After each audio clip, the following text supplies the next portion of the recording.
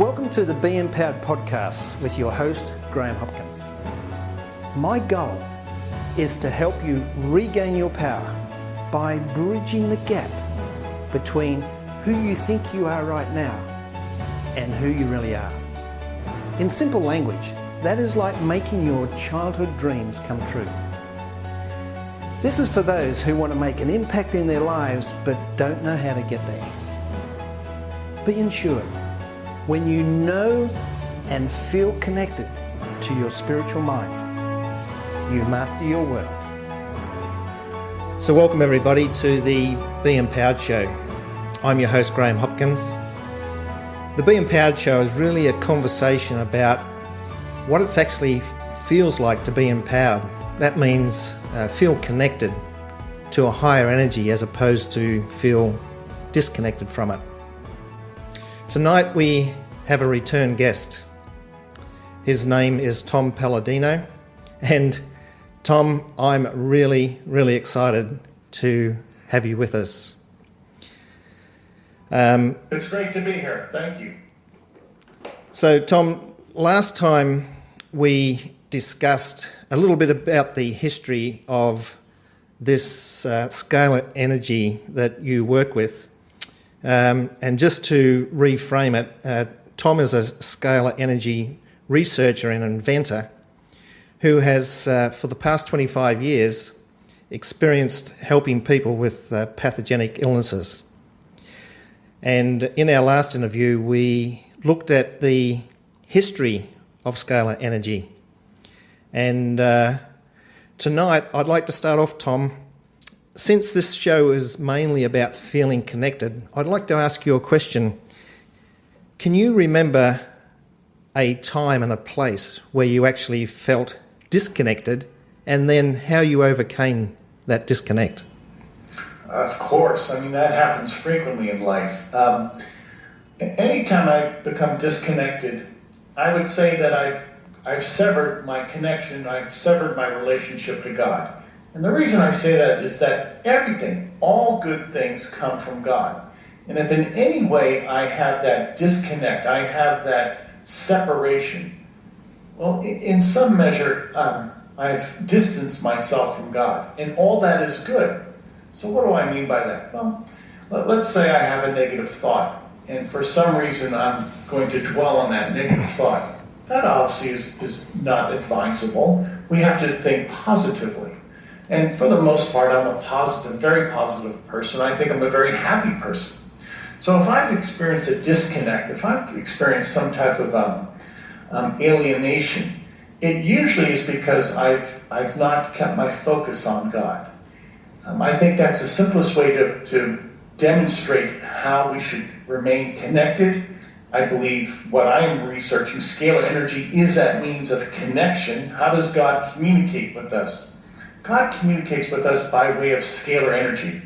It's God's preferred tool. Mankind will use a computer, a screwdriver, a car, etc. God doesn't use computers. God imparts his wisdom, his being, his essence to us by way of scalar energy. It is light, it is pure light. So if I could look at that now in a scientific perspective, yes, there is an alienation from God. Yes, there is a disconnect. And specifically, it really boils down to a disconnect, some type of interruption in God's scalar energy communication. God communicates one-on-one with people. And again, his preferred method of demonstrating his love and his connection is by way of scalar energy. So this all ties in and starting to make sense. I think a lot of people are starting to get this. So many people realize how important energy is and how energy really is that life force of the universe. Well, they're correct. Why? Because God is the life of the universe. And God is, again, imparting his life to us by way of scalar energy. So, Tom, last time we spoke about Nikola Tesla and how you have really taken up the baton of his discoveries and his teaching. Why is it that we dropped the baton for so long? It's an egregious error. and it's about to be overcome in the next year or so. There's many reasons, Graham. I think one of them is, frankly, the powers that be have suppressed this technology. Scalar energy is everywhere. The stars of the universe, our sun produces scalar energy in abundance. It's an infinite supply of energy. Well, why has academia ignored this energy, or even further, has scoffed at it, has ridiculed just the mere concept of it? Whereas great men like Nikola Tesla, essentially the pioneer of scalar energy, devoted most of his life to this energy and developed instruments that could control scalar energy. He proved the existence of scalar energy by having functioning scalar energy instruments. Well, we have to look at this in its proper context. I think some people are simply just unaware, no fault of their own. But there has been a concerted effort through the past century to dissuade people from looking into this beautiful energy, scalar energy, and even in a more nefarious sense, there have been some evil-minded men who have specifically suppressed this technology on account of the fact that scalar energy would be a threat to their monopoly. Scalar energy would prove to be a threat to their power. Scalar energy will serve to make obsolete many inventions, many technologies today. And once scalar energy comes into vogue, if you will, it will be a new world. We will no longer be using many of these antiquated technologies, these antiquated machines, instruments, etc. Scalar energy will simply replace these outmoded, outdated instruments, these outmoded technologies, notably the oil industry. Once scalar energy is used as a means of power generation, it's an infinite supply of energy. Scalar energy is clean, obviously. It's a pure energy. It is non-physical, hence there is no chemical residue, if you will. Scalar energy will quickly replace oil and natural gas. And in so doing, again, on the nefarious side, there are some evil-minded men who simply don't want that. They want to hold on to their money and power. Okay, so Tesla was somebody who developed instruments to control scalar energy. You're doing a similar thing, aren't you? Yes, I am. Yes, I am. I have a number of scalar energy instruments. I routinely control this energy. It's as a matter of fact, it's something that is commonplace now to me. That's how proficient I have become with this energy. And it's a shame that even though I'm presenting this to the general public, people still don't realize what I have. They don't realize that scalar energy represents a new way of living. It's not just another invention. Scalar energy will introduce a new technology, a new form of energy that essentially will serve to promote the human race, will indeed benefit everybody. That's the essence of my work. It's not just about instrumentation and invention. It's about furthering the human cause, and we're going to see that in the very near future. Tom, before we get into what you do and what you can provide for the public, today is a special day for me because I've actually been in the aviation industry as an airline pilot for 40 years today. Wonderful. Congratulations. And I'm actually celebrating that by doing this interview, and I couldn't think of a better way to celebrate, to be honest. Oh, God bless you. Thank you. I'm honored. So the question I want to ask you before we carry on is the lift on top of a wing. Is that scalar energy? Yes, many people have described that. The lift on top of a wing is some type of vortical action. Some type of scalar wave is set up on top of a wing.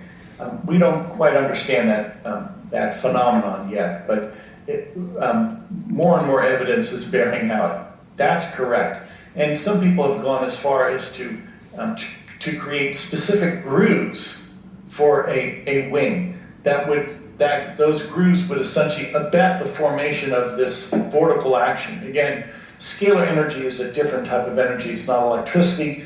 Scalar energy actually moves as a vortex. It's a double helix, and essentially, once in motion, it's spinning. This vortex is constantly spinning. And in many ways, the air that's being pushed over a wing, if you will set up likewise some type of vortical action. As a parallel to that, it's believed that many insects are capable of scalar energy generation, and I think that's true and valid. There are some insects, notably the bumblebee, is not aerodynamically designed. And for whatever reason, God, the creator, designed a bumblebee as such. It's really now being proven that a bumblebee is using scalar energy to levitate. Yes, a bumblebee does have wings. Yes, those wings more or less are for direction. But insects are capable of a standing scalar wave. Now, one of the phenomena that has been observed amongst various insects is that since an insect is capable of generating scalar energy, there's an anti-gravity component to that. What do I mean? Well, the cause of gravity is scalar energy.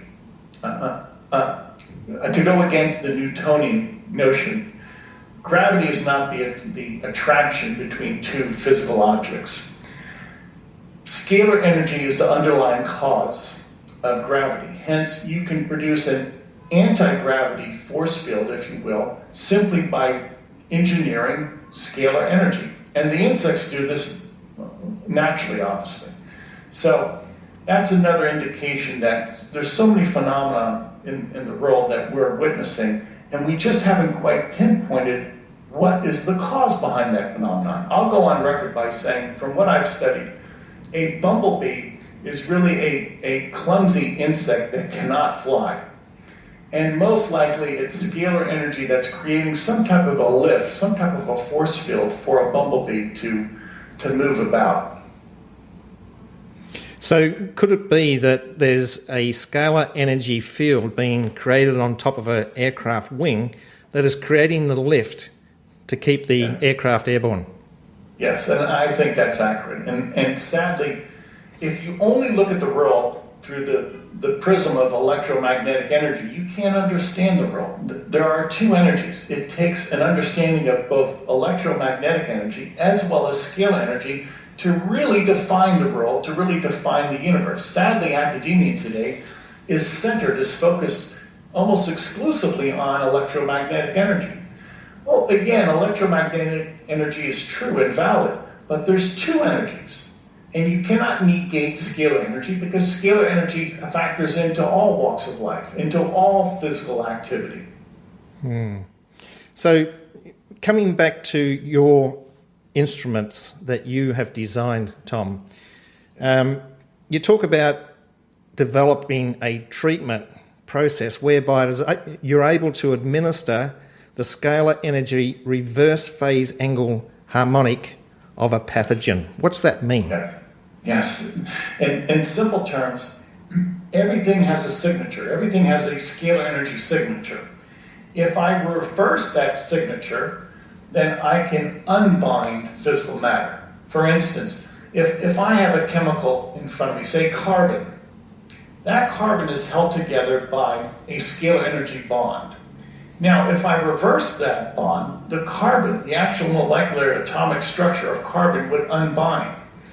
And that's true. Some people could call that the yin and yang of the universe. Some people would call that the contractive or expansive capability of the universe. That's all true and valid. So what I'm doing with the germ is very simple. There's no magic about this. This is pure science. Every germ is held together by scalar energy, whether it's a virus, a bacterium, or a fungus. And I simply instruct that pathogen, that germ, that virus, bacterium, fungus, to break apart, to disassemble its molecular constitution. How do I do that? Scalar energy allows me to do that. Scalar energy allows me to change, to transmute the molecular structure of a germ. In so doing, the germ breaks apart. It's no longer a germ. I've reduced that germ, a molecule in this case, to smaller elements, to smaller physical forms. perhaps nitrogen and phosphorus and magnesium. So all we're doing with nature, we're using nature as a building block. The elements of the periodic table serve to what? As the building blocks, as the bricks and mortar, if you will, of the universe. And once we have a specific geometry, then that's a molecule. In this case, let's say the herpes virus. Well, the herpes virus is simply composed of elements we find in the periodic table. So this, my fist now represents the herpes virus. It's organized, it has geometry. And I simply broadcast scalar energy into the herpes virus, and that molecular construction, that geometry breaks apart back into the elements that composed that virus to begin with. So mass, physical mass, is not being annihilated. I'm not annihilating anything. I can't do that. I don't know how to do that, frankly. I'm simply rearranging physical matter. And that's the beauty of it. I can physically rearrange any virus, any bacterium, any fungus, and reduce it into elements of the periodic table. Hence, the germ, that pathogen, no longer exists. I've transmuted that. Some people call that alchemy. Well, with scalar energy, really, this is the inroads to alchemy. I've changed the molecular structure of a germ. The germ no longer exists. The germ no longer exists. You don't have the causative agent of disease. Tom, can you describe this dissembling of matter in terms of resonance? Yes, that's a great point. Everything resonates. Let's call it the law of resonance. Everything, if we look at the electromagnetic spectrum, everything has a frequency, a resonating frequency that it exhibits. Well, with the electromagnetic spectrum, we can reverse that. We can send back the opposite frequency and nullify that. Now, as a pilot, you've seen that before with noise reduction. There are attempts that are successful to reduce noise, and essentially what you're doing, you're taking a specific noise character coefficient, and you're simply reversing that, and in so doing, that opposite energy serves to dampen out, serves to negate noise. And some people are very successful in doing so. Well, I do the same thing with scalar energy. If something is harmful, again, a virus, I simply project, I send into that virus antivirus energy, which is the energy, the reverse phase angle, that serves to break it apart. There's another analogy, and I love this analogy. I think many of you are familiar that some people can sing, and their voice is such their voice is so exquisite, some vocalists can shatter glass with their voice. And that's been proven. I've seen this on YouTube many times. Some people can shatter a wine glass if they hold it up to their mouth. Why? Well, that person is projecting, by the law of resonance, projecting the same resonating frequency back into a wine glass. As such, that wine glass starts to vibrate and then it falls apart. It shatters. Well, I do the same thing with a germ, but I do it with scalar energy. Obviously, I don't do it with my voice. I'm not a singer. So the point is this. Scalar energy is now proving to be that quintessence that holds together matter. I can easily break apart a pathogen. I can't do that with electricity. So this leads me to deduce that it is scalar energy that holds together matter, not electricity. Because you cannot easily break apart a germ or form, say, a vitamin or a mineral, as I do, easily and readily. With scalar energy, it's easy. With electricity, it's very difficult. So all of this serves to establish, at least in my mind, that it is scalar energy that's responsible for the physical geometry for all physical matter in the universe. Everything is held together by way of scalar energy. And electricity and magnetism obviously have other responsible features and characteristics. But electricity and magnetism are inferior to that of scalar energy. It is scalar energy that holds together, that binds, that provides geometry for the universe. We've heard the term order out of chaos. Order out of chaos is simply a function of scalar energy. It is scalar energy that brings order to the universe out of chaos. Yes, electricity and magnetism have other characteristics and properties that are involved, but that's not the overarching principle. The overarching principle is scalar energy. Scalar energy is responsible for forming all physical forms, period. Hence, if we can control scalar energy, we can control all physical forms. What am I saying? Scalar energy is serving to make us masters of the physical universe. That's really, really powerful. Tell me, how does geometry fit into all of this? Everything is geometry. That's a great question. Everything is geometry. The more I study scalar energy, and the more I realize that everything entails this geometry. What is scalar energy, first of all? It's a geometric form. What do I mean by that? Scalar energy is a double helix. It looks like our DNA. I'll visit that thought later. Scalar energy is a double helix. Imagine two corkscrews intertwined. That's what scalar energy is. It's a phase-conjugated standing wave. So that in itself is the geometry of the universe. Some people say that scalar energy has the phi ratio incorporated. Phi, 1.618. What is that?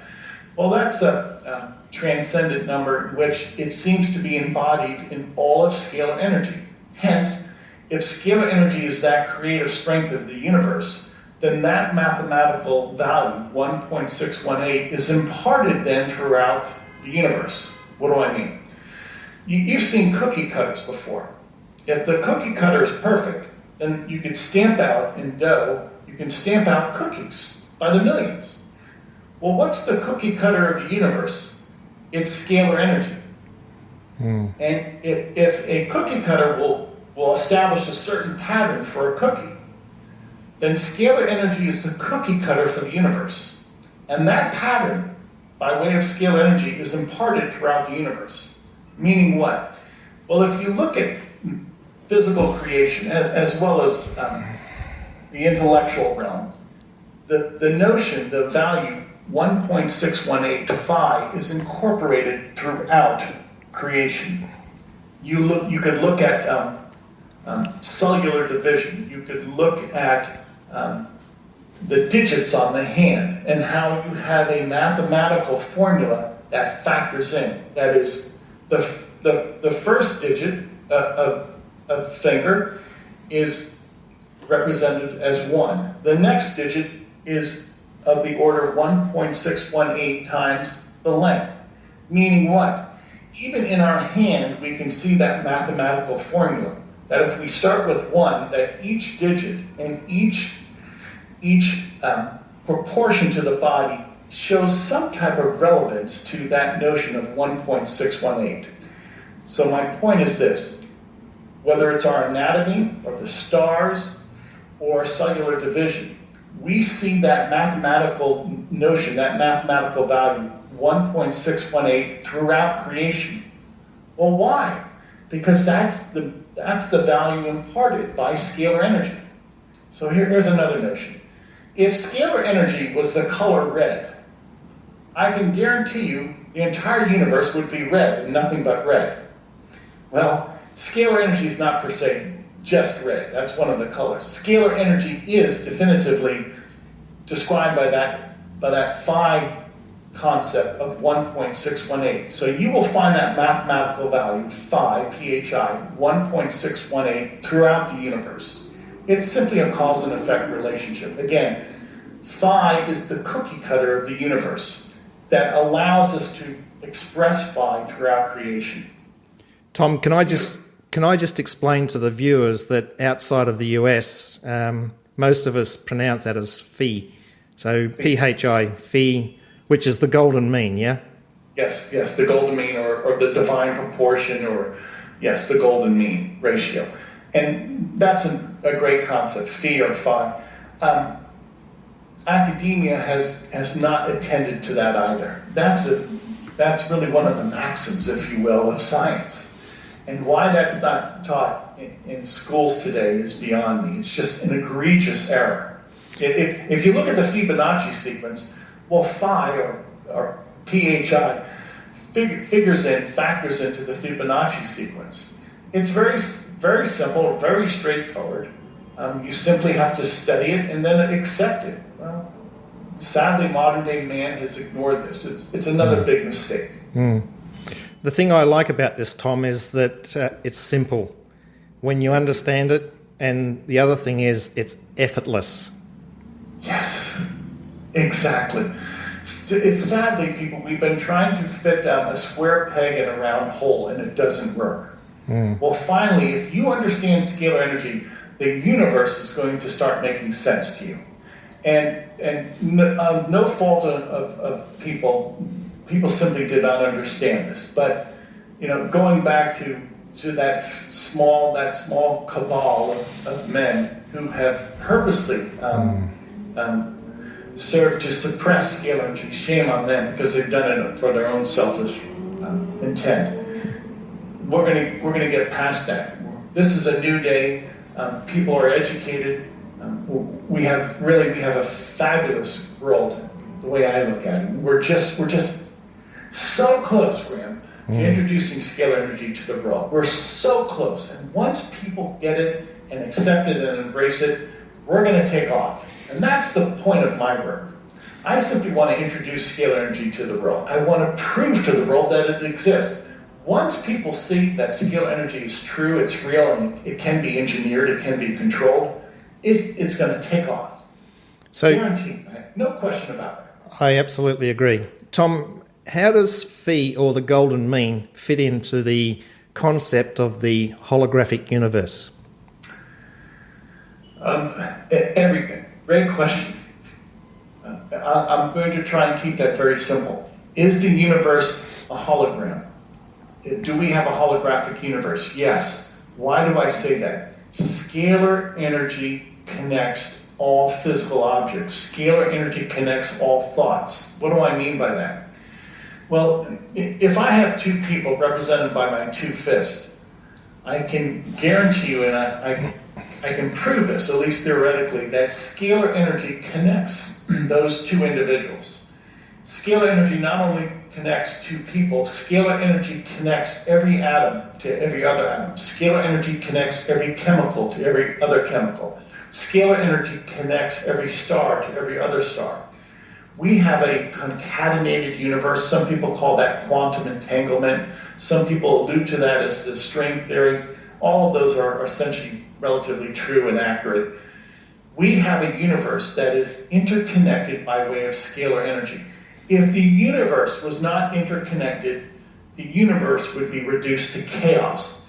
In order to have a functioning, coherent universe, you have to have instantaneous communication, and that communication can never be severed. The universe is indeed one unit. I presume we could really highlight the fact that when we say universe, it is indeed one universe. And it's united. There's not a number of universes. There's only one universe. There's no parallel universes. It's superfluous. You don't need 10 or 20 universes. All you need is one universe. An infinite universe is what we have. Why? Because scalar energy is infinite. And that infinite matrix, that, if you will, it's a spider web that covers the entire universe, so to speak. That's what scalar energy is. Scalar energy allows us to connect to everything in the universe.